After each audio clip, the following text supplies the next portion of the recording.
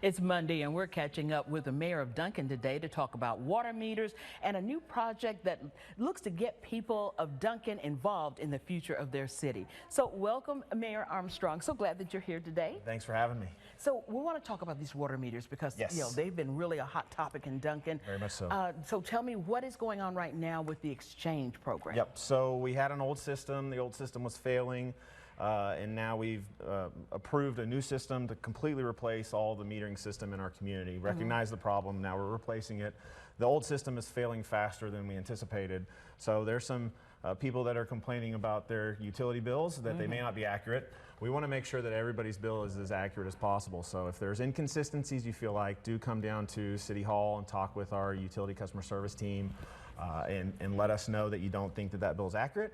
And there's a process that we'll go through to look at that and make sure that we get that accurate for you. So. Yes, because earlier this month we were in Duncan, as you know, and a lot of the residents were really unhappy because they were having exorbitant amounts of money to put out for those. What happens if they cannot afford to pay that large bill until you all get it all set up? So we can put them on a payment plan. If we find that their bill is accurate, then we can put them on a payment plan to try and give them some breathing room.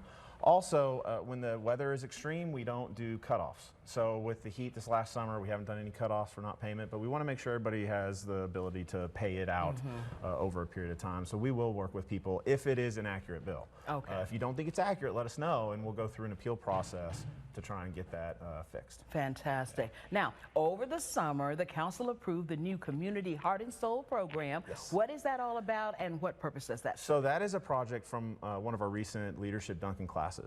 This is not a city project. Now, what that does is it helps build out a plan for what we want to see Duncan turn into in the next 5, 10, or 20 years. You know, they believe the strength of the community lies in the hands and the hearts of the people that live there.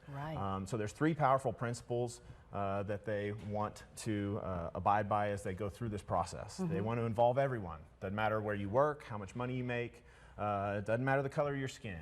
If you're in Duncan, you're one of us, and we want to make sure we hear from you. Number 2, we want to focus on what matters most. So we want to hear. It doesn't matter what I think. What matters is what the citizens think. So we want to hear from everybody and take part in that process. And then number 3, play the long game. It's not short. You know, to see things to fruition may take some time. So I'm really excited about it. My hope is that we'll be able to hear from the citizens. So many times politicians want to tell everybody what they think is the most important. We want to hear. So City Council wants to hear that. So we're excited that Leadership Duncan is taking on this project. So this is just a way of getting Duncan to move up to another level then? Yes, very much so. Sounds fantastic. Community driven. When does this start? So that starts tomorrow.